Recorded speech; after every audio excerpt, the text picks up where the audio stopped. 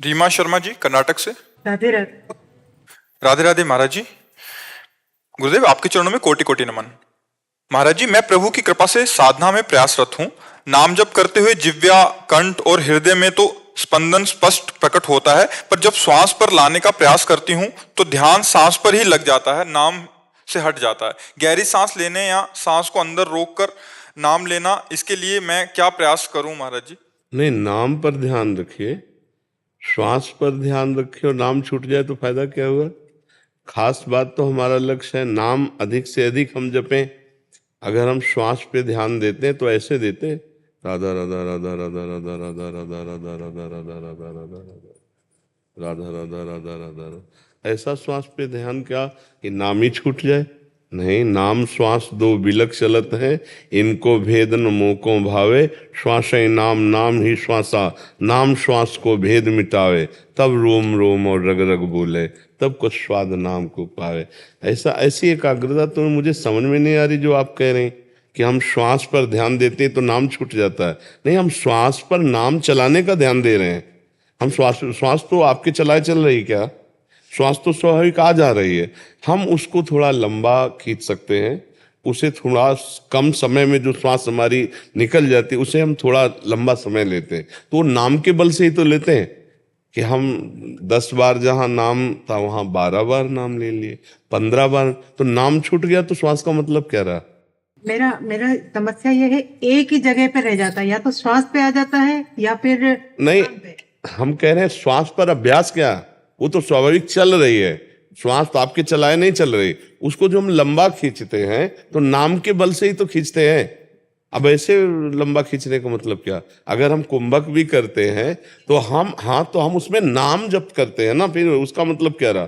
श्वास रोकने का मतलब क्या रहा? बहुत से ऐसे जीव जंतु हैं जो लंबी श्वास खींचकर जल में रहते हैं, क्या उनको भगवत प्राप्ति हो जाती है क्या? श्वास में नाम चलना अनिवार्य है।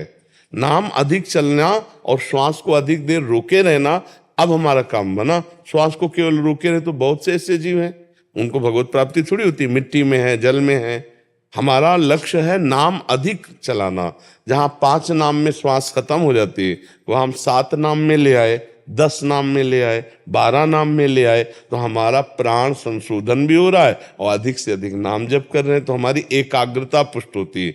प्राण, मन और ब्रह्मचर्य तीनों का एक समावेश है।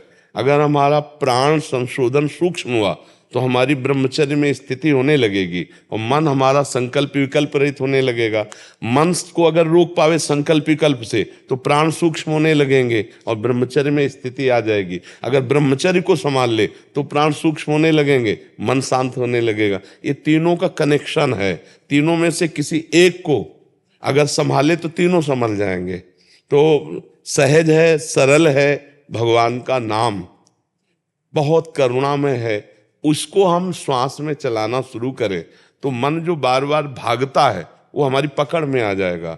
और मन को रोकने का तरीका है कि जहां मन भागे और आप जाने तो आप देखना फिर मन लौटालना नहीं पड़ता, वो तुरंत वहीं आ जाता है। तो जब जब भागे तो सावधान रहो, आप जान जाओ कि भागा तो ही वो आ जाएगा। अगर ऐसा नहीं समझ में आता तो जहां जहां मन जाए वहां से हटा हटा कर नाम में लगाओ और अधिक से अधिक नाम श्वास में, जैसे हम ऊपर खींच रहे हैं नाम हम बढ़ाते चले जा रहे हैं। नहीं तो बस इसी समय पे मेरा ध्यान सांस पे नहीं, ये कमजोरी है कि मैं जिह्वा पे, कंठ पे, सब पे स्पंदन महसूस करती हूँ उस चीज का, मैं जी जी। कि हो रहा है मुझे, लेकिन जब श्वास के साथ में करने की कोशिश करती हूँ तो मैं जैसे ज्यादा देर रोक। अभ्यास की कमजोरी, अभ्यास की कमजोरी। अगर अभ्यास दृढ़ कर लिया जाए तो उस समय नाम जपना नहीं होता, उस समय नाम प्रकाशित होता है। क्योंकि प्राणवायु रुकी हुई है ना, और आप दर्शन कर रहे हैं, जैसे आप प्राणवायु रुकी हुई है और आप नाम का दर्शन कर रहे हैं। संख्या पर दृष्टि नहीं होती उस समय नाम के ध्यान की दृष्टि होती है। जब हम कुंभक करते हैं, प्राणवायु को रोकते हैं, तो उस समय चलाना नहीं होता, उस समय देखना होता है। नामाकार वृत्ति, उस समय नाम में पूरी वृत्ति। और जब फिर छोड़ा तो फिर नाम लेते हुए, अब जब शुरू हो जाएगा, छोड़ने पर जब शुरू हो जाएगा, खींचने पर जब शुरू हो जाएगा, लेकिन कुंभक में ध्यान होगा। उस समय जप की प्रधानता नहीं होती, उस समय नाम के ध्यान की प्रधानता होती है। तो अभ्यास की कमी के कारण ऐसा हो सकता है। हम अभ्यास और दृढ़ करें तो परिपक्व हो जाएगा। ऋतिका जी, चेन्नई से। राधे राधे। महाराज जी इनका भी नाम के ऊपर था कि महाराज जी मेरा एक नाम पे ध्यान नहीं टिकता, वो मतलब अलग अलग नामों की चाह करता है, ऐसा इनका भाव। मन चंचल है तो कम से कम जगत में अनेक जगह न जाकर वो अनेक नामों में जाता है, तो हमारा साथ तो देने लगा। प्रभु के हमारे अनेक नाम हैं, राम कृष्ण हरि शिव जो भी नाम।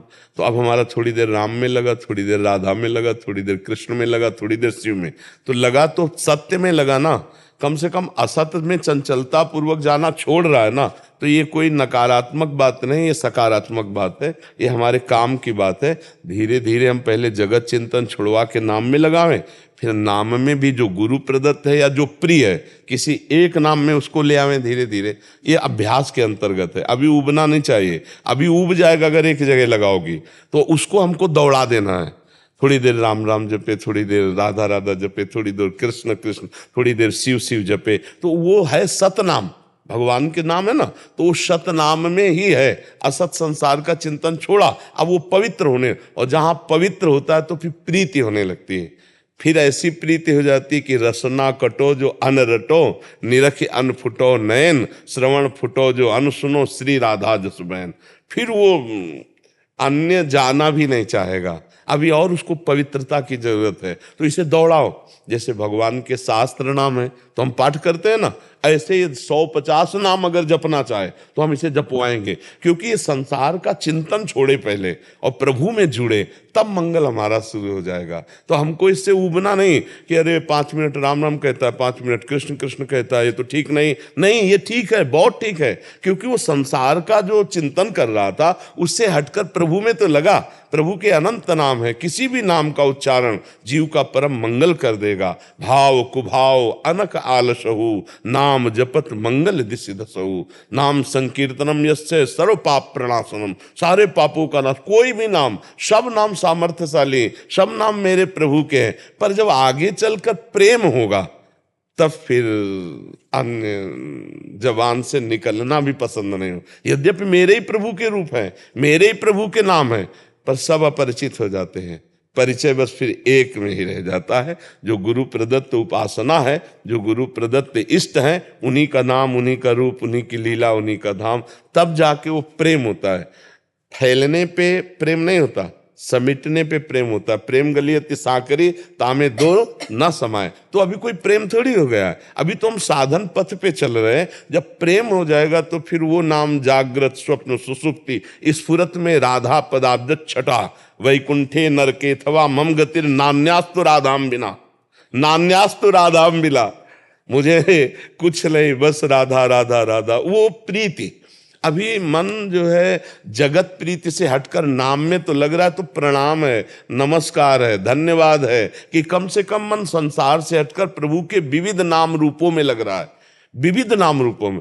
फिर वो तो प्रेम की बात आ जाती है कि मेरे तो गिरधर गोपाल दूसरो न कोई, जाके सिर मोर मुकुट मेरो पति। वो प्रीति की बात है, जब प्रीति आ गई तो ये अपने आप ठीक हो जाएगा। आप देख लेना, अभी आप चलो, बहुत सही है, बहुत सही, जैसे चल रहा है वैसे चलाओ, आगे चलकर खुद ये एक में अटक जाएगा, खुद अटक जाएगा। जगन्नाथ अरोड़ा जी। मैं यदि से कुमारी कहीं तो प्यारी प्यारी जी की है। गुरुदेव आपके चरणों में कोटि कोटि प्रणाम।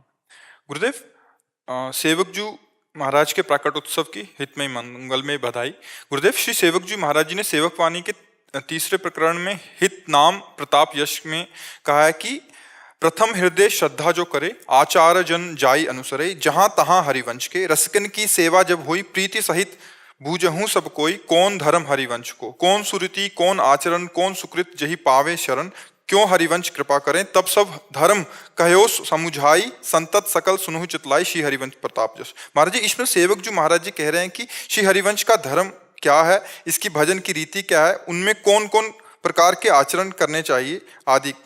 महाराज जी इसमें क्या जानना चाहते हो आप? महाराज जी उसमें व्याख्या में लिखा हुआ था कि धर्म पे अपने गुरुदेव के मुख से एक बार इसका श्रवण जरूर करिएगा।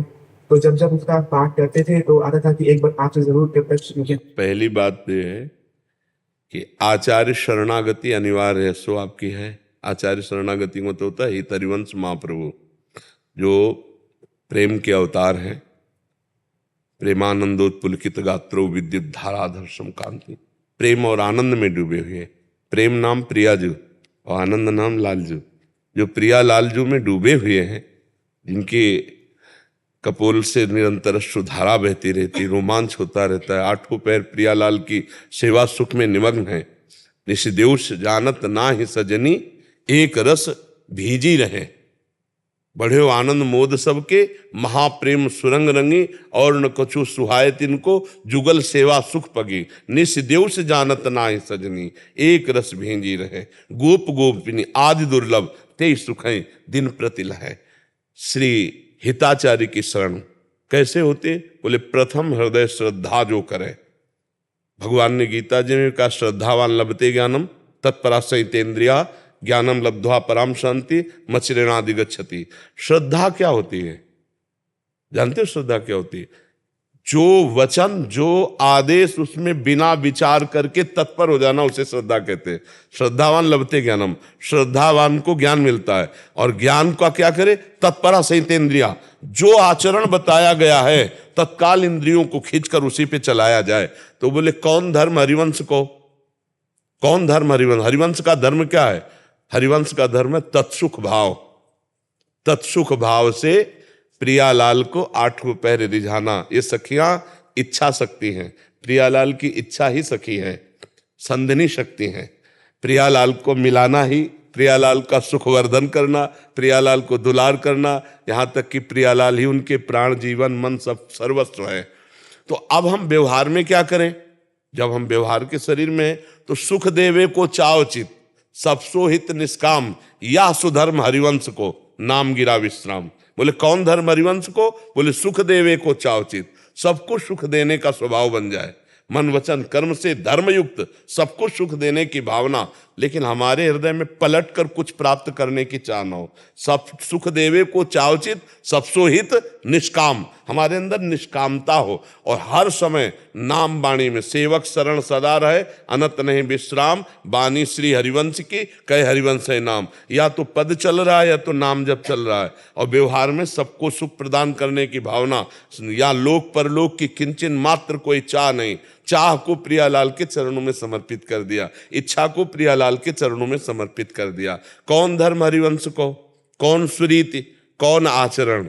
सेवक जी महाराज ने सब वर्णन किया है। सब जीवन सो प्रीति, रीत निवाहत आपनी, श्रवण कथन परतीति, यह जो कृपा हरिवंश की। हरिवंश कृपा से हरिवंश रस रीति जब जागृत होती है तो मुख वर्णत हरिवंश, चित्त नाम हरिवंश रति, मन सुमिरन हरिवंश, यह जो कृपा हरिवंश की। शत्रु मित्र समझानी, मानि मान अपमान सम, दुख सुख लाभ हानि, यह जो कृपा हरिवंश की। नित एक धर्मिन संग, एक धर्मिन संग, एक धर्मी इष्ट मिले और मन मिले, मिले भजन रस रीति, तहाँ निसंग होय मिलिए, तासो की जय प्रीति। नित एक धर्मिन संग, तो रंग बढ़त नित नित सरस, नित नित प्रेम अभंग, ये जो कृपा हरिवंश की। तब निर्खत नित्य विहार, पुलकित तन रोमावली, आनंद नयन सुधार, यह जो कृपा हरिवंश की। छिन छिन रुदन करंत, छिन गावत आनंद भरी, छिन छिन हार हसंत, यह जो कृपा हरिवंश की। छिन छिन विहरत संग, छिन छिन निर्खत प्रेम भरी, छिन जस कहा तभंग, यह जो कृपा हरिवंश की। त्रपित न मानत नयन, कुंजरंद अवलोकितन, यह सुख कहत बलेल, यह जो कृपा है। नेत्र कुंजरंधों में लगे पियालाल के प्रेम विलास का दर्शन कर रहे हैं। बोले ये हमारी रस रीति है। हमारी जो रस रीति है वो ये है, श्यामा श्याम के प्रति पूर्ण प्राण समर्पण, आठों पहर निरंतर नाम वाणी का चिंतन, ना किसी से शत्रुता, न मित्रता, न मान अपमान का बोध, न निंदा स्तुति का बोध, और रसिकों का संग। तो अपने आप हरिवंश धर्म, हरिवंश सुरीति, हरिवंश आचरण। किन आचरणों के कारण हमें प्रियालाल की कृपा प्राप्त होती? कौन सुधर्म, कौन सुरीति, कौन आचरण, किस प्रकार से हम शरणागति प्राप्त करें, ये सब प्राप्त हो जाता है जब रसिकों की सेवा जब होए और प्रीति सहित बूझो सबको। सेवा का तात्पर्य क्या है? पैर दबाना, कपड़ा धो देना, ये सब बाहरी बात है। आंतरिक बात है आज्ञा सम्न सुसाहिब सेवा, अपने गुरुदेव की आज्ञा पर चलने से। हमारा जो धर्म है वो दिमाग से नहीं समझा जाता है, वो दिल से समझा जाता है। ये प्रेम मार्ग है। नहीं, यहाँ दिमाग खत्म हो जाता है, दिमाग शांत हो जाता है। कौन रस बाढ़ो जहाँ बोलिबो भारी, ना काहू सो बोलिबो ना कोई व्यवहार, अपनी कुंवर किशोरी को जियत निहार निहार। धीरे धीरे चलो, रसिकों का संग करो, वाणी जी का पाठ करो, सबको सुख देने की भावना रखो, कभी कठोर वचन न बोलो, सबसे नीच अपने को समझो, तनते नीच अपनपो कहात, अपने आप धर्म को जान जाओगे। हमारा धर्म कहाँ है जानते हो? वृंदावन में। अब निज धर्म आपनो कहे, तहाँ नित्य वृंदावन रहे, बहुत प्रेम सागर। और वृंदावन के धर्म का मतलब क्या है? प्रेम। प्रेम का स्वरूप क्या है? प्रेम के खिलौना दो, खेलत है प्रेम खेल। प्रियालाल, अब यहां तक पहुंचने के लिए क्या होना चाहिए? बोले वृंदावन ए विधि बसे तज के सब अभिमान, और तृणते नीचो आपको जाने सोई जान। जो अपने को सबसे नीच समझ लेता है और सब पूरे ब्रजवासी, सब भगवत स्वरूप, खगमृग पशु पंछी सबको प्रणाम करता है दैन्य होकर, तो वृंदावन अपने प्रेम धर्म को जागृत कर देता है। उसी प्रेम धर्म में प्रियालाल का साक्षात्कार होता है। 3 प्रकार के नेत्र होते हैं। एक होते हैं जड़ नेत्र, प्रकृति से रचे, जो त्रिगुण माया को देखते हैं। एक होते हैं प्रेम नेत्र, जो मानस नेत्रों में खुलते हैं। मानस नेत्र जो खुलते हैं उनमें प्रेम नेत्र। और एक होते हैं ज्ञान चक्षु, जो बुद्धि के नेत्र होते हैं, उनके द्वारा तत्व दर्शन होता है। सर्वान वस्तुतया निरीक्ष, ये ज्ञान चक्षु से। और ललित त्रिभंगी के पास अनंत महिमा का विस्तार करते हुए देखो माई सुंदरता की सीमा, ये प्रेम नेत्र से दर्शन होते हैं। उर के नयन निहार, ये प्रेम नेत्र से दर्शन। तो गुरु चरणों का आश्रय जब ले लोगे तो सब ज्ञान हो जाएगा। धर्म का ज्ञान हो जाएगा, रसरीति का ज्ञान हो जाएगा, भजन पद्धति आ जाएगी। बस आश्रय ले ले। और आश्रय कहते हैं जिनके जाने जानिए युगल चंद सुकुमार, तिनको तिन औन ते अधिक।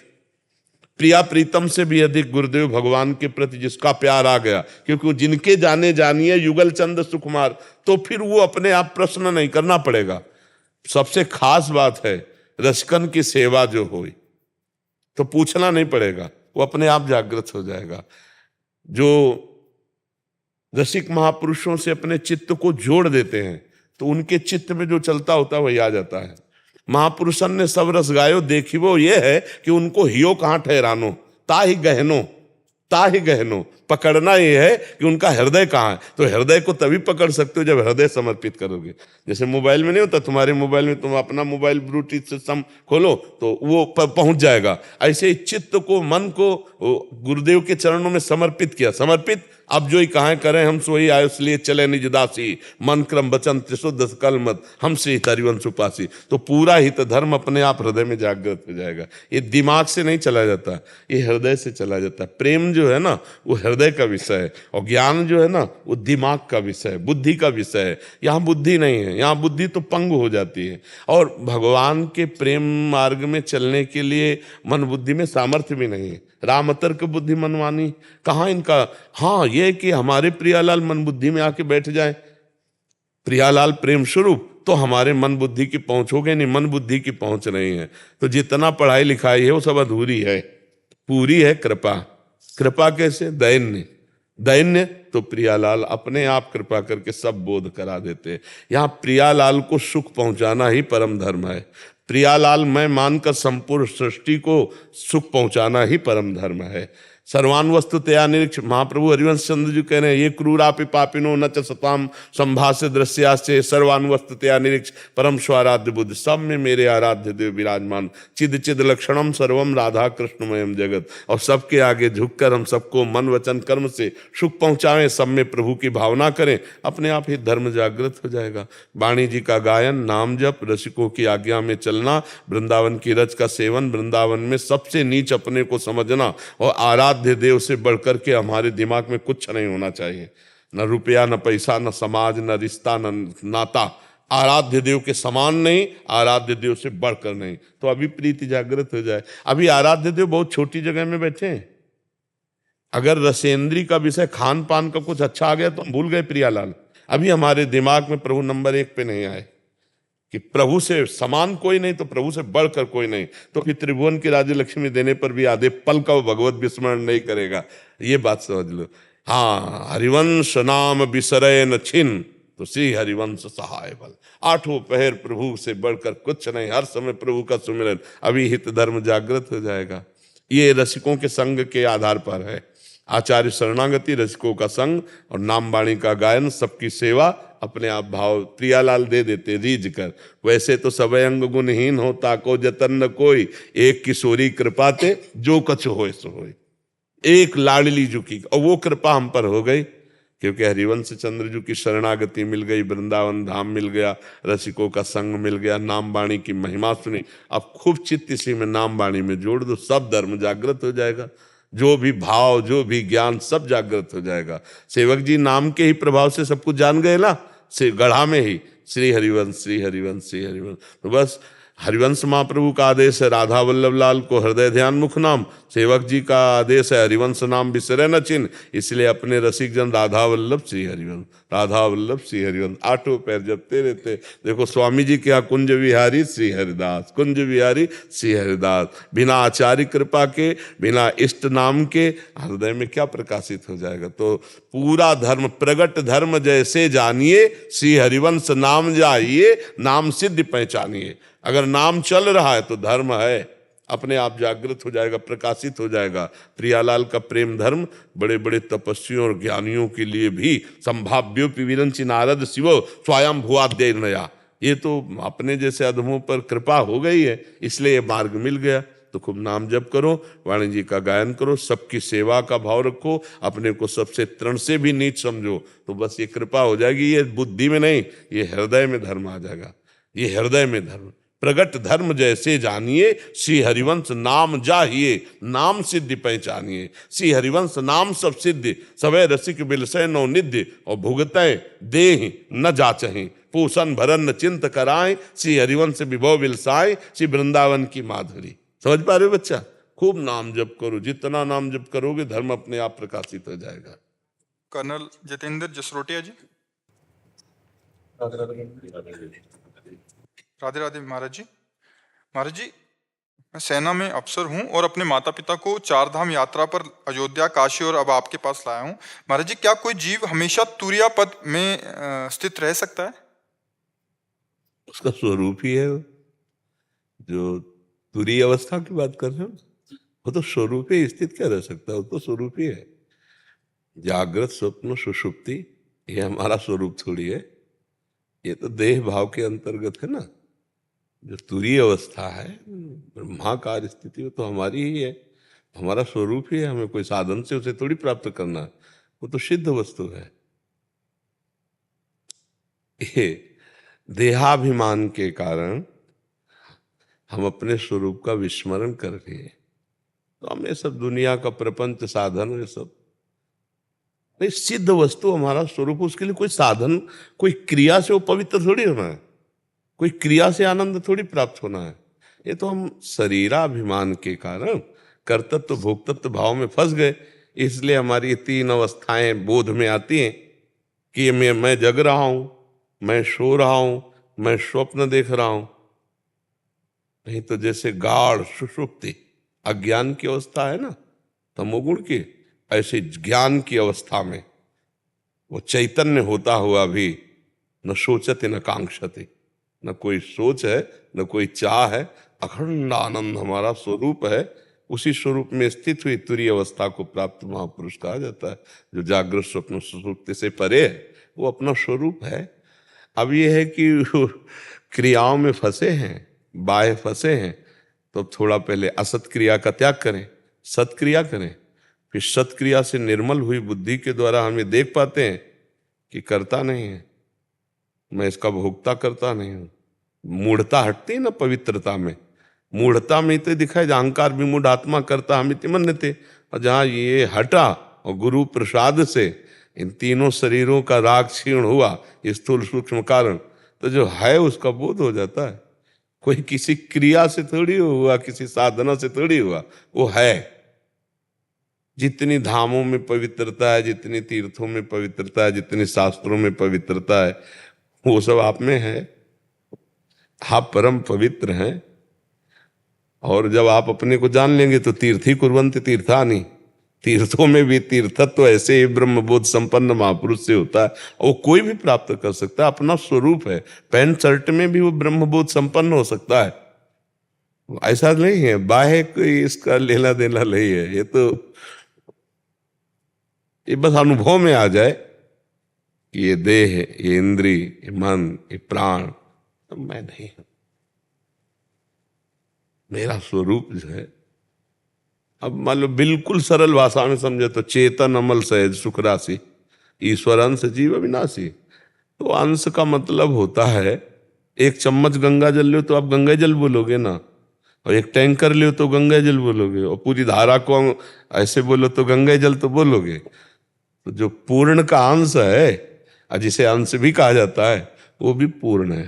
पूर्णात् पूर्ण मुदच्यते, पूर्णस्य पूर्णमादाय पूर्णमेवावशिष्यते। बस गुरु कृपा की जरूरत है हमें। तो बस इतना लगता है कि गुरु कृपा से भ्रम नष्ट हो जाए, बस बात यही है। और उसी के नष्ट होने के लिए फिर साधन पद्धति बताई जाती है, क्योंकि बहिर्मुख जीव है, क्रिया प्रदान शरीर में राग किए हुए, तो इसलिए क्रियाओं में लगा दिया जाता है। धन्य भाग है कि आप अपने माता पिता को तीर्थ और हमारे देश के रक्षक हैं, आप सैनिक हैं, तो हम संत की तरह सम्मान भी करते हैं आपका। आप खूब भगवत स्मरण परायण रहिए। खास बात है संसार का चिंतन छोड़ना, वो चाहे नाम जप के हो, चाहे ध्यान के द्वारा हो, जैसे भी हो, इन किन प्रकारेण शरीर और संसार का चिंतन त्याज्य है। बस इसका चिंतन छोड़ दे, सब अपने आप समझ में आ जाएगा। बस अधिक से अधिक भगवत चिंतन, गुरु प्रदत्त जो मंत्र है, नाम, हमारी वृत्तियां उसमें लगने लगे, बस सब काम बन जाएगा। फिर हमारी वृत्तियां भी हैं, ये भी राग खत्म हो जाएगा। तो चिंतन है तो ठीक, नहीं है तो ठीक है। बहुत उत्तम अवस्था अपने स्वरूप बोध की होती है, उसमें किसी भी तरह का कभी अभाव ना हुआ है, ना है, ना रहेगा। शरीर में कभी इसकी पूर्णता होनी नहीं, बस यही राग छोड़ने के लिए सब साधनाएं हैं। अब ये है कि ज्ञान का जो मार्ग है बड़ा कठिन मार्ग है, क्योंकि देह भाव से इंद्रियों के साथ विचरण करने वाले अंतःकरण में तदात्म भाव, मैं देखा, मैंने सुना, मैंने खाया, मैं भोगा, मैं भोगूंगा, मैंने किया, इसमें ये बहुत कठिन है। अब ऐसे मूढ़ता को कैसे सुधारा जाए?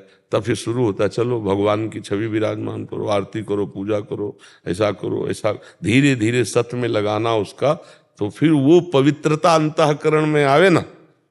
स्वरूपानुसंधान कोई खेल तमाशा थोड़ी, स्वरूपानुसंधान खेलता अपने स्वरूप कोई और नहीं, पर स्वरूपानुसंधान इतना बड़ा जो शरीर का राग है, बहुत कठिन है, बहुत कठिन। देखो वेदांत वर्णन करना सहज बात है, वेदांत वर्णन करना सहज, अपने लोग देख लो इसी मार्ग में चल रहे हैं, पर एक भोग सारे वेदांत पर धूल डाल देगा। एक भोग अगर चूक हो जाए तो एक इंद्री का भोग वो हमारे सारे ज्ञान को धूल दूषित कर देगा, और ये होगा मैंने भोगा, मैंने देखा, मैंने चखा, मैंने सूंघा, मैंने छुआ, बस यही सब खत्म हो गया। एक भोग में स्वीकृति हो गई तो पूरे ज्ञान में पोछा लग गया। एक भी भोग की स्वीकृति नहीं होनी चाहिए, और बहुत कठिन बात है। नैष्वात्मारामम विषय मृग तृष्णा ब्रह्मयति, तो अब वो स्थिति तो आत्माराम कोई बिरला ही बिरला होगा। नहीं, प्रारब्ध भोग शरीर को आता है, लेकिन शरीर आपकी आज्ञा के अनुसार चलेगा। प्रारब्ध से शास्त्र विरुद्ध भोग आ जाने पर आप क्रियारत थोड़ी हो जाएंगे। अब उसके शरीर का गलत मार्ग में प्रयोग नहीं हो सकता। मान लो गलत प्रारब्ध आया तो भाई कि प्रारब्ध में भोग ले, नहीं स्वात्मारामम विषय मृग तृष्णाम भ्रमयति, नहीं, अब नहीं। ऐसे कैसे? रस्सी का सांप जो था हमें डरा रहा था, जब जान गए तो फिर अब कैसे हो सकता है? नहीं, अब नहीं हो सकता। तो इसलिए आचरण पवित्र, विचार भगवत युक्त, भगवत चिंतन परायण, तो चाहे जागृत हो, चाहे स्वप्न हो, चाहे सुसुप्ति हो, आप अपने सत्य स्वरूप की तरफ चल पड़ेंगे, अपने स्वरूप की तरफ चल पड़ेंगे, या उसी को हम भगवान कहते हैं, भगवान की तरफ चल पड़ेंगे। ठीक है? हाँ, चल। रितु जी पंजाब से, राधे राधे महाराज जी, आपके चरणों में कोटि कोटि प्रणाम। गुरुदेव भगवान, कैसे पता चलता है कि जीव मुक्त हो गया है जन्म मरण के चक्र से? पेट भरता है तो पड़ोसी से थोड़ी पूछा जाता है। पेट भरता है तो कोई पड़ोसी थोड़ी आके बताता है कि भैया आपका पेट भर गया, रुक गया। वो ऐसे चिल्लाने लगेगा, आप चाहे जितना मिष्ठान या परसो, वैसे नहीं, बस नहीं रे, बस नहीं, जाहि न चाही कबों कछु, तुम सन सहज सदे, बसो निरंतर तासुर सो रावर निजगे। हमारे अंदर कोई चाह नहीं रह जाएगी जब हमें भगवत प्राप्ति हो जाएगी। किसी भी तरह की कोई भी चाह, न सत न असत, कोई भी चाह नहीं रह जाएगी, और मान का प्रभाव खत्म हो जाएगा। कहीं मोह नहीं रह जाएगा। निर्माण अमोहा जित संग दोषा, किसी भी संग का कोई भी प्रभाव नहीं पड़ेगा। असंगोहम पुरुषा, भगवत प्राप्ति का मतलब होता है असंगोहम पुरुषा। अध्यात्म नित्या, वो अपने स्वरूप में स्थित है। विनिवृत्त कामा, कोई भी कामना नहीं। द्वंद्वैर विमुक्ता, किसी भी द्वंद्व का कोई प्रभाव, मान अपमान निंदा स्तुति जन्म मृत्यु लाभ, अरे कितना परमानंद है, सोच मात्र में परमानंद आ रहा है। वैराग्यवान को जो सुख होता है विषयी पुरुष क्या जाने। जो ब्रह्म ज्ञानी को सुख होता है वो नाना प्रकार में भोग कैसे जान सकता है। भोगेश्वर प्रसक्ता नाम तया प्रहृत चेतसाम व्यवसायत्मिका बुद्धि समाधो न विधीयते, वो क्या जानेगा। जो ऐश्वर्य भोग में चित्त का अपहरण हो गया है वो चित्त क्या जाने भगवान की महान अनुभूति या ब्रह्म अनुभूति। तो जब कभी किसी को भगवत प्राप्ति होती है तो अपनी ही भगवत प्राप्ति, कोई और थोड़ी होते, वो तो अपनी प्राप्ति। भाई प्रभु कौन है? देखो, मैं को ब्रह्म बोलो या मैं को श्री कृष्ण बोलो, मैं था, मैं ही रहूंगा, मैं ही मैं हूं। आप बोलो मैं ही मैं हूं, वही मैं है। अब उसे आगे कुछ भी लगाओगे, आप आगे कुछ भी लगाओगे फंस जाओगे। मैं है मैं, बस वो पहले मैं के आगे कुछ भी लगा दोगे फंस जाओगे। मैं ज्ञानी, फंस जाओगे। मैं पुरुष, फंस जाओगे। मैं धनी, फंस जाओ। मैं विद्वान, मैं के आगे मैं ही मैं, तो वही है। और जब वो अनुभूति हो जाती है तो अपने को अनुभूति होती है ना, तो जाने मोरी छाती अपने आप अनुभव में आ जाता। वो किसी और के जला ले, अपने अंदर आ जाता, अपना काम हो गया, अपने अंदर आ जाता है। जब हम छक जाते हैं तो अपने अंदर आ जाता है। और अगर नहीं समझ में आता है तो ये शास्त्रीय सिद्धांत है, थर्मामीटर डाल के देख लो। निर्माण मोहा जित संग दोषा, अध्यात्म नित्या विनिवृत्त कामा, द्वंद्व विमुक्ता, सुख दुख संगई गच्छन्त मूढ़ा। ये परम पद में, अव्यय पद में स्थित महापुरुष के लक्षण होते हैं। भगवत प्राप्ति का मतलब यही है। इससे देख लो, अगर ये लक्षण है तो आपके अंदर भगवत प्राप्ति जागृत हो गई, अर्थात आप स्वरूप बोधवान हो गए या भगवत दर्शन कर लिए। मेरी बेटी की मृत्यु हो गई 4 साल की। नाम जप करो। और पहली बात तो हम तुम्हें ये बता देते हैं, इस लोक का तुम्हें नाम याद है जहां तुम रह रहे हो? तो फिर शोक क्या करना? मरना तो सबको है, तुमको भी मरना है, हमको भी मरना है, बच्चे को भी मरना है, जवान को भी मरना है, गर्भस्थ को भी मरना है, गर्भ में स्थित को भी मरना तो है ही ना। अविनाशी जो है उसे कोई मार नहीं सकता, उससे तुम्हारा परिचय नहीं है। और विनाशी जो है तो आप समझ लो, फिर इसका नाम मृत्यु लोक है। कसाई वाड़े में हर पशु कटेगा, आज ले तो कल कटेगा, पक्का समझो। हम सब काल के कसाई वाड़े में शरीरधारी है और मृत्यु गड़ा सा चलेगा।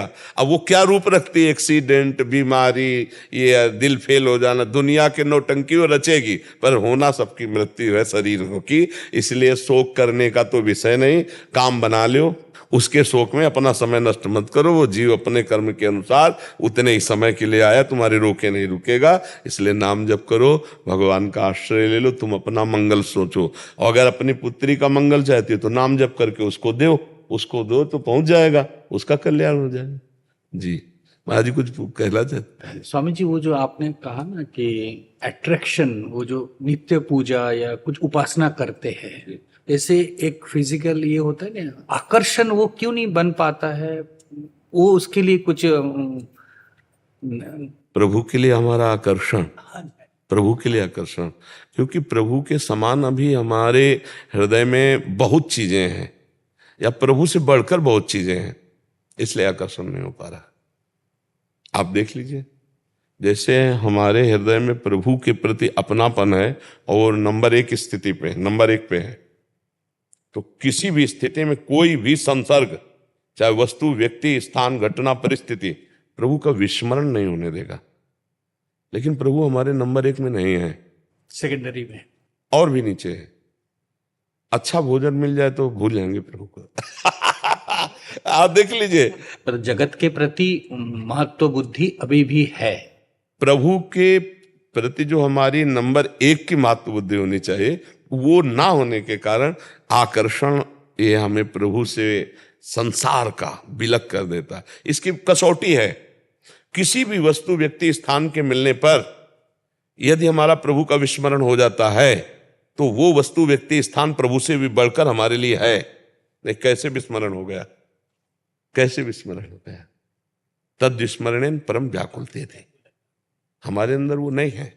हम बात करने में, हंसने में, नाना प्रकार के खान पान व्यवहार में, मित्र में, मान प्रतिष्ठा के कार्यों में प्रभु का विस्मरण हो ही जाता है।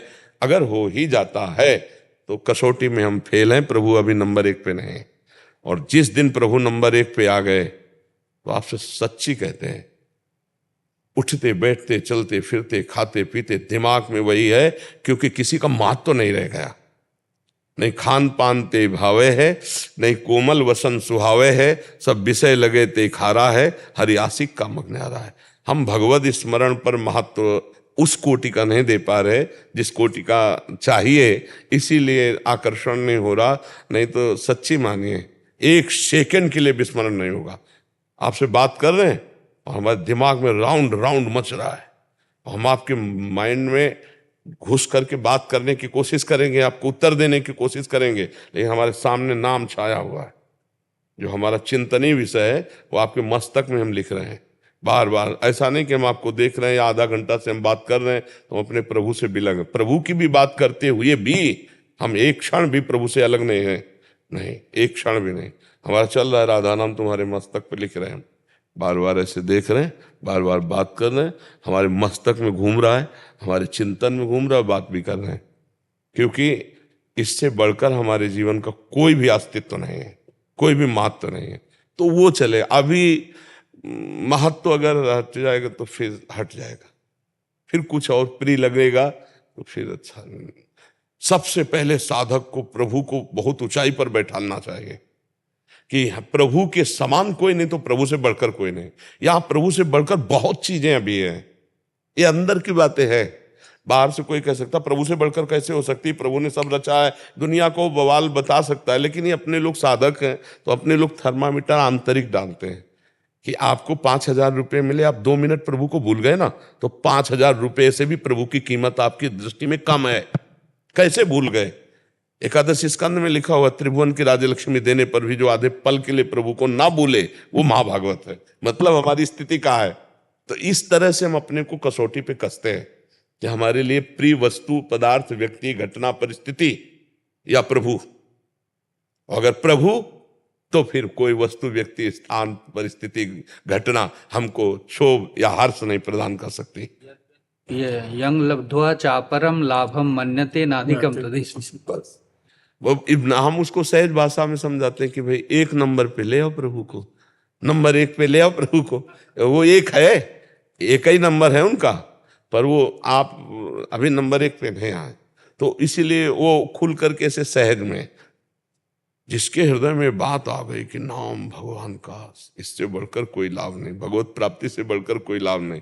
अब वो कैसे भूलेगा? कामी नारी प्यार जिम लोभी जिम प्रियदाम, वो 8 पैर सतत उसी का चिंतन करेगा। तो हम लोगों को एक चालबाजी फंसाती है मन की।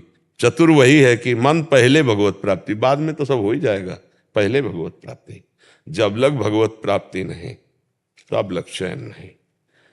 नारायण हरि भजन में 5 अनुस्वात, विषय भोग निद्रा हसी, जगत प्रीति भवर, ये सब अच्छा नहीं लगता। तो धन्य भाग है जो निरंतर अव्यर्थ कालत्वम, एक क्षण भी व्यर्थ न जाए।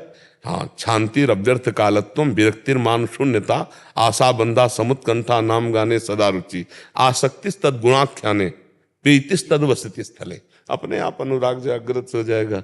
हम उस मार्ग में चले, भाई बिहारी जी के मार्ग में चलेंगे तो बिहारी जी मिलेंगे।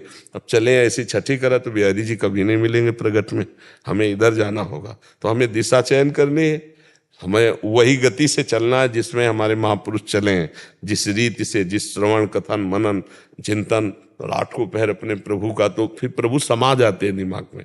वही बोलो, वही सुनो, वही चिंतन करो, तो वही नहीं आ जाएगा। अब थोड़ी देर तो चिंतन मनन एक नियमावली के अनुसार किया गया और कथा वार्ता किया गया मान सम्मान के लिए, तो फिर भोग विलासिता में बुद्धि फंस जाती, भगवान की प्रीता नहीं जागृत। और 8 पहर अगर भगवान में ही चित्त को जोड़ा जाए तो बहुत जल्दी भगवदानंद की अनुभूति हो जाए। और भक्त को विशुद्ध बोध होता है, विशुद्ध बोध होता है, क्योंकि जो है उसका तो बोध हो जाएगा ना। और ये भी आखिरी में चल के सेवक स्वामी भाव नहीं रहता। आखिरी जब आता है ना, बिल्कुल एकदम पूर्णता, तो उसमें ब्रह्म नहीं, माया नहीं, नहीं जीव नहीं काल, अपनी उसु दिना रही एक रहे हो नंदलाल। वो जैसे वो कहते हैं शिवोहम तो कृष्णोहम, हो मैं खो गया वही रह गया। सवाल हल होने पर एक ही बचना चाहिए, जब तक एक नहीं बचेगा सही सवाल नहीं है, कोई हासिल छूट गया आपका, एक बचना चाहिए। शेष पूरा सवाल हल होने पर, क्योंकि सवाल शुरू हुआ था एक से, एको हम बहुश्यामा, अब हमें बहुश्यामा से एको हम में आना ही है, तभी सवाल हल होगा, चाहे भक्ति से आओ, चाहे ज्ञान से आओ, चाहे जिस मार्ग से आओ। एक वासुदेवा स्वरमिति सामात्मा सुदुर्लभा एको ब्रह्म द्वितीयो नास्ति। देखो गोस्वामी जी आ गए, जड़ चेतन जग जीव जत सकल राम, सवाल हल हुआ, ले हल हुआ, एक आ गए। महाराज जी, मुझे इस संसार से भय लगता है। संसार में लोगों और जीवों की दुर्दशा देखकर मन दहल जाता है और मैं इस संसार में दोबारा नहीं आना चाहता। हे प्रभु, कृपा करके मुझे इस संसार समुद्र से निकालने का। वाहे गुरु की शरण में हो जाओ ना, वही संसार से पार करेंगे। और ये तो बड़ी कृपा है कि संसार से मन हटने लगे, नहीं संसारे में मन रमता है। गुरु वाणी का स्वाध्याय करो, और गुरु जो गुरुजन है उनके अक्षरशः आदेश से चलो, संसार से पार हो जाओगे। वाहे गुरु परमात्मा का नाम, जो परमात्मा की शरण में, वाहे गुरु की शरण में, वो इस माया से मुँह। वाहे गुरु का खालसा और वाहे गुरु की फतेह। फतेह का मतलब होता है काम क्रोध लोभ मोह मद मत्सर सबसे विजय प्राप्त करके भगवान को प्राप्त करना। हमारा उद्देश्य है सब अपने अपने धर्म में स्थित होकर अपने धर्म को, सतमार्ग को पहचानो और परमात्मा को प्राप्त करो। परमात्मा का नाम ही वाहेगुरु है, और जो वाहेगुरु को अपना सर्वस्व समर्पित कर देता है, मन वचन प्राण, तो वाहेगुरु की फतेह। फिर गुरु के प्रताप से ही फतेह हो जाती, माया पर समस्त विकारों पर फतेह हो गई। अब वो आनंद में मगन, न भय रह गया, न चिंता, न शोक, न दुख, आनंद समुद्र भगवान में। क्योंकि ये शरीर तो कुछ दिनों का है, ये स्थायी थोड़ी है। न यहाँ का रुपया, न यहाँ का मकान, न यहाँ का रिश्तेदार, न नातेदार, स्थायी नहीं है। शरीर छूटा, खत्म खेल सब। अब जैसे पीछे शरीर छूट करके इस शरीर में आए तो पीछे वालों का कोई मतलब है क्या? अब कुछ मतलब नहीं, अब इसी में फंस गए, अब ये भी छूट जाएगा, इसका भी कोई मतलब नहीं रहेगा। तो हमें चाहिए कि कोई निराकरण तो निकलना चाहिए मेरा जन्म मरण रुकने का। नहीं बार बार जन्म, बार बार मरण, बार बार वही सब। इस बार मनुष्य बने, अगली बार पता नहीं सुअर कुत्ता क्या बने क्या ना बने। तो इसलिए मुझे चाहिए कि खूब भजन कर ले। सार बात है भजन करना, दूसरों का हित करना, और उसके बदले में धन्यवाद ना चाहना, तभी काम बनेगा। दूसरों को अगर पाली पिला दें तो लौट कर हमारे अंदर ये इच्छा नहीं होनी चाहिए कि वहाँ बोले कि धन्यवाद। धन्यवाद की भी सुनने की इच्छा नहीं होनी चाहिए, और ऐसा सेवा करना चाहिए दूसरों की कि वो कभी दूसरे से अगर यश रूप कीर्ति रूप तो हमको अंगुली कान में, नहीं नहीं, कराने वाले तो प्रभु हैं, मैं तो एक निमित्त मात्र हूँ, कुछ नहीं। तो उसका पुण्य बच जाएगा। यहाँ कोई पुण्य बचाना नहीं जानता, थोड़ा किया उसका बहुत बड़ा पोस्टर बैनर और सब गया, सब गया। तो नाम जप करो और दूसरों की सेवा, बस इसी से मंगल होना शुरू हो जाता है। सेवा और सुमिरन ये बहुत बड़ी बात है। सुमिरन अपने इष्ट का और सेवा इष्ट भाव से, इसी से हमारे हृदय में पवित्रता आएगी, ज्ञान आएगा, भय खत्म हो जाएगा, चिंता खत्म हो जाएगी। महाराज जी वाहेगुरु मंत्र का जाप कर। हम तो यही कहेंगे कि आप वाहेगुरु वाहेगुरु वाहेगुरु परमात्मा का नाम वो आप जप करो, क्योंकि परमात्मा ने सब मार्ग उन्हीं के बनाए हुए हैं ना। अगर वो एक मार्ग से मिलता होता तो एक ही मार्ग बना देता, लेकिन उसने बहुत से मार्ग बनाए कि अलग अलग भाव वाले, अलग अलग रुचि वाले। जैसे एक घाट हो तो बड़ी समस्या हो जाएगी, सैकड़ों घाट हैं, कोई विश्राम घाट ना आ रहा है, कोई जुगल घाट, पर नहा तो यमुना जी रहा है ना। ऐसे किसी भाव से भी भजो, वो परमात्मा तो एक ही। जब हम मिलेंगे तो वो परमात्मा जो हमें मिलेगा वही आपको मिलेगा, वही सबको मिलेगा, पर भावानुसार मार्ग अलग अलग हैं, परमात्मा एक है। समझ पा रहे हैं आप जी? सुरेश कंवर जी राजस्थान से। राधे राधे। राधा वल्लभ श्री हरिवंश गुरुदेव, आपके चरणों में कोटि कोटि प्रणाम। गुरुदेव, पिछले 2 वर्षों से आपका सत्संग सुनने से ईश्वर को पाने की लालसा जगी है। मेरा प्रश्न यह है कि हम दोनों पति पत्नी अध्यात्म मार्ग के पथिक हैं। मैंने आपको गुरु रूप में मान लिया है, इसलिए मैं राधा उपासी हूं तथा मेरे पति भगवान श्री राम जी के उपासक हैं। ये ठीक वैसे ही है जैसे एक स्थान से रवाना होकर एक ही मंजिल पर जाने वाले 2 व्यक्ति अलग अलग गाड़ियों में सवार हों। क्या हमें अपने मार्गों पर इसी तरह अलग अलग गाड़ियों में चलते रहना चाहिए या दोनों में से एक दूसरे की गाड़ी पर चढ़ जाना चाहिए? अब निष्ठा किसकी कितनी पक्की है, अब ये किसका प्रश्न है? हाँ, निष्ठा कितनी पक्की है ये पता चलना चाहिए ना। अगर मान लो राम भक्ति की निष्ठा परिपक्व हो गई है तो फिर बिल्कुल नहीं छेड़ना चाहिए। अगर कृष्ण भक्ति या राधा भक्ति की निष्ठा, फिर नहीं छेड़ना चाहिए। अभी प्रारंभिक है तो बात अलग है, निष्ठा पर नहीं। और दोनों जब स्नान करेंगे तो एक ही धारा होगी, अंतर नहीं होगी।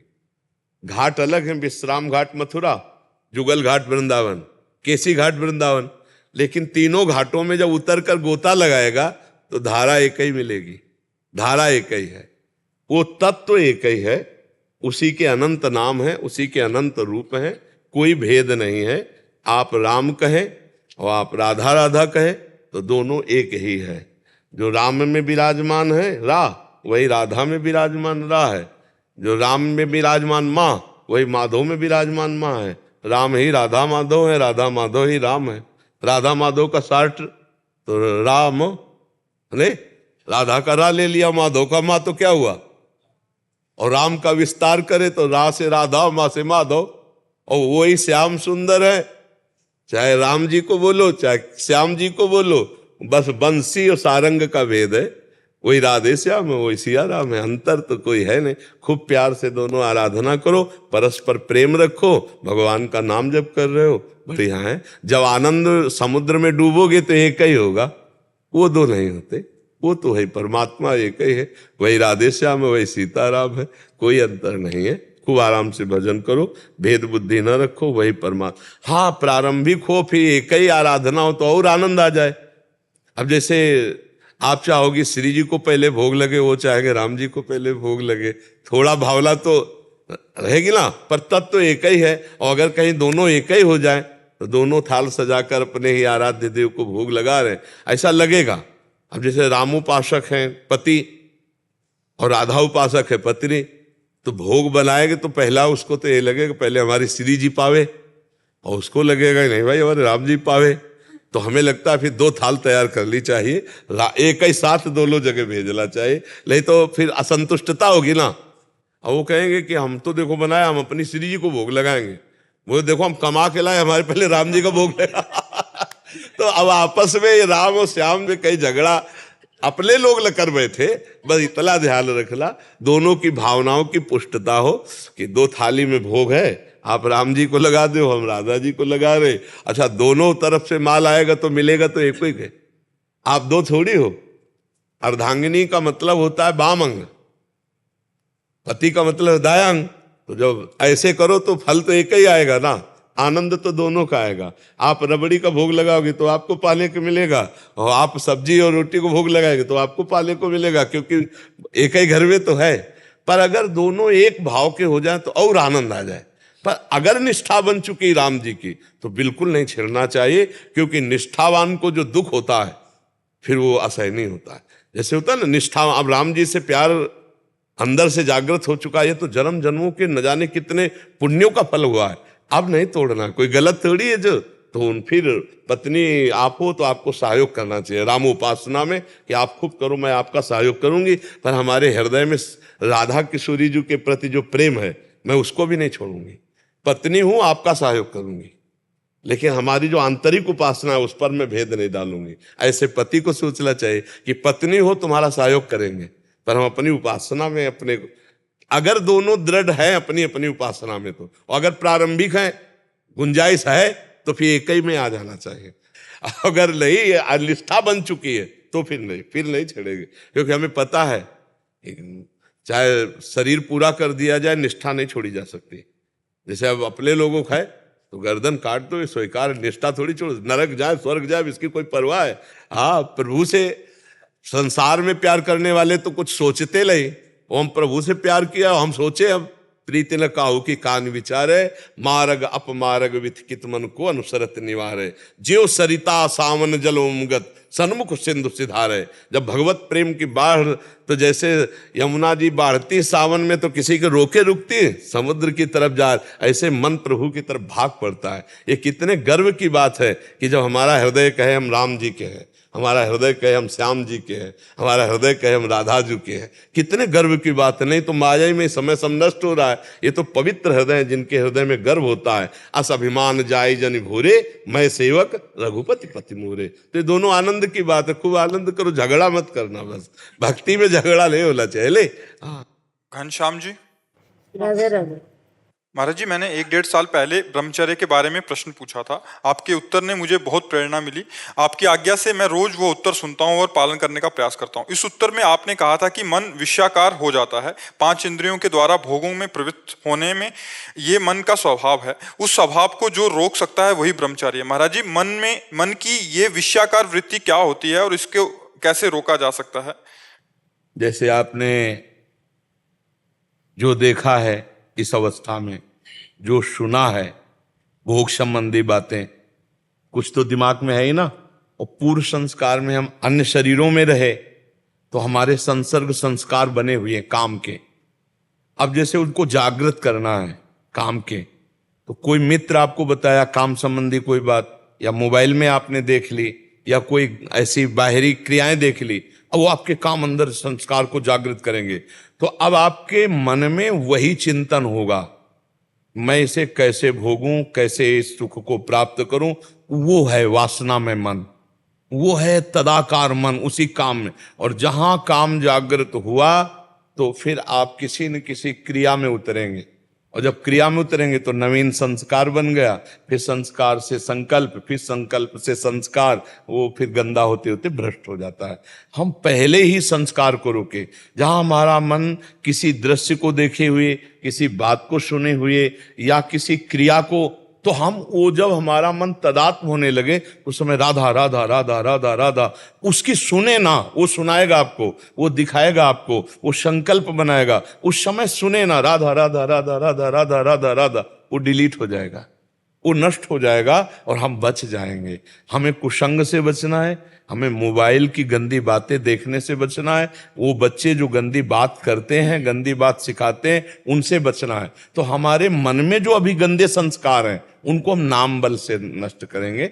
जो आपको नाम प्रिय हो वो उस समय नाम जोर जोर से जपिए, कीर्तन कीजिए, क्योंकि मानसिक अभी स्थिति बच्चे हो तो जोर जोर से कीर्तन कीजिए जो आपको नाम प्रिय हो। कौन सा नाम प्रिय? हम तो अभी हरे कृष्णा। हाँ, तो जोर जोर से नाम कीर्तन शुरू कर दिया।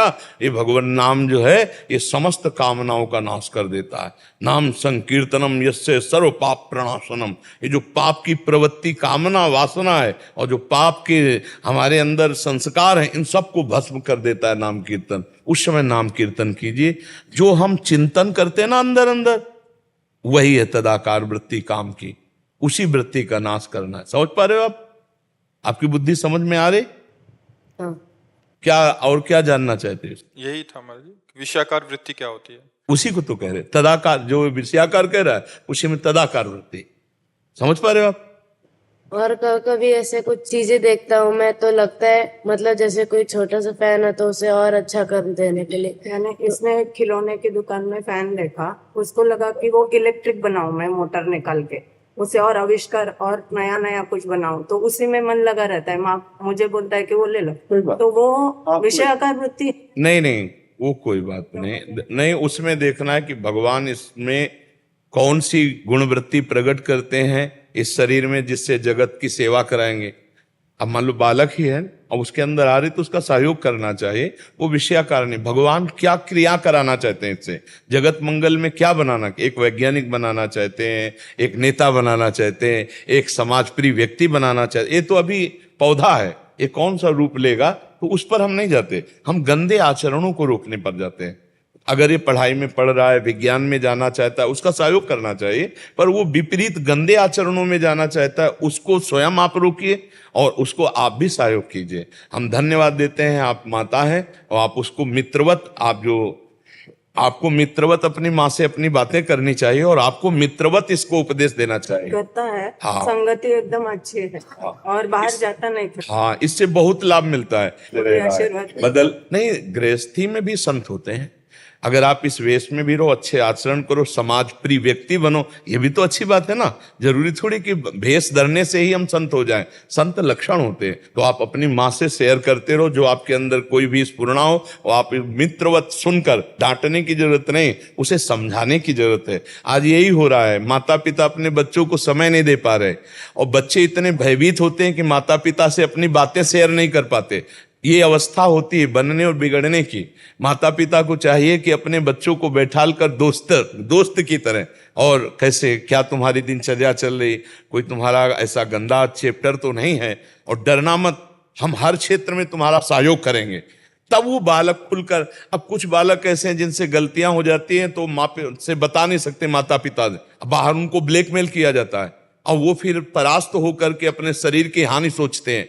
तो हमें लगता है हर माता पिता भाई बहन को ऐसा व्यवहार रखना चाहिए जिससे हम खुलकर एक दूसरे से बात करके अपने निज जनों को बचा सकें, अपने निज जनों को उत्साह दे सके, अपने निज जनों को जो लोग ब्लैकमेल करते हैं हम उनसे बचने का उपाय सोच सके। छोटे छोटे बच्चे, छोटी छोटी बच्चियां ऐसी परिस्थितियों में फंस जाती हैं और जरा इधर उधर हो गया, अब जिनसे इधर उधर हुआ वो उनको सता रहे हैं और वो अपने घर में नहीं कह सकती। तो मुझे लगता है कि माता पिता को खुलकर अपने बच्चों से मित्रवत व्यवहार करते हुए उनके जीवन को उज्जवल बनाने के लिए उनकी कमियों को ढूंढे और उनके सामने रखकर उनको दूर करें, मित्रवत मिलकर दूर करें। अच्छे बच्चे हो, आगे बढ़ो। माता जी आपका पिछले साल सुना था ना, तब से बहुत ही प्रेरणा हो गई। बहुत सुंदर। चल, थोड़ा व्यायाम करते हो? हाँ, 1 घंटा वगैरह योग करता है। और दौड़? हाँ, दौड़ अभी करूँगा। दंड वैसे वगैरह लगा, दंड, व्यायाम और प्राणायाम। हाँ बिल्कुल ठीक है। 1-2 किलोमीटर दौड़ भी लगाया करो, ठीक है। सात्विक भोजन करो। आगे चलकर आप खुद देख लेना कैसा आपके अंदर स्मृति जागृत होती है, कैसा विवेक जागृत होता है। बहुत सुंदर। ब्रह्मचर्य परम तप है। नमक मसाला नहीं खाता है। हाँ ठीक है, थोड़ा तो खाना चाहिए, नमक की भी जरूरत शरीर में है। थोड़ा नमक मतलब इतना मसाला मत खाओ तमोगुणी हो जाए, पर थोड़ी जरूरत है। जैसे हल्दी की भी जरूरत है, एंटीबायोटिक होती है, जीरा की भी जरूरत है, नमक की भी जरूरत, कुछ हमारे शरीर को आवश्यक है। उन ऐसा ना करे कि मतलब हम कमजोर हो जाएं, नहीं, हम राष्ट्र सेवा लायक रहें, समाज सेवा लायक, अच्छा सात्विक भोजन करें, बलवान बने और गलत आचरणों से बचें, ठीक है। राधा राधा राधा राधा राधा राधा राधा राधा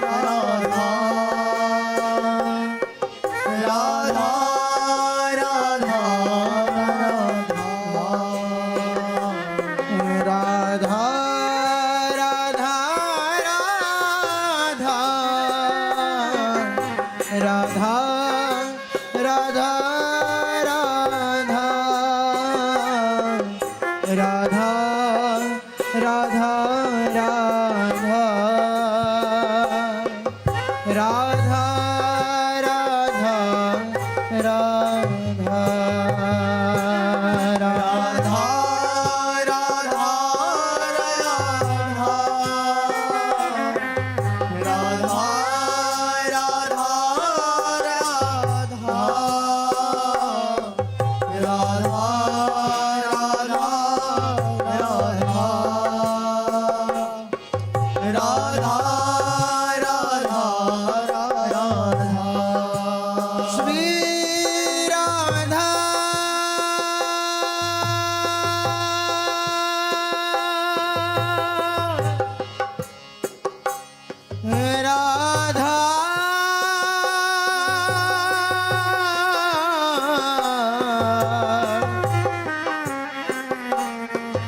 राधा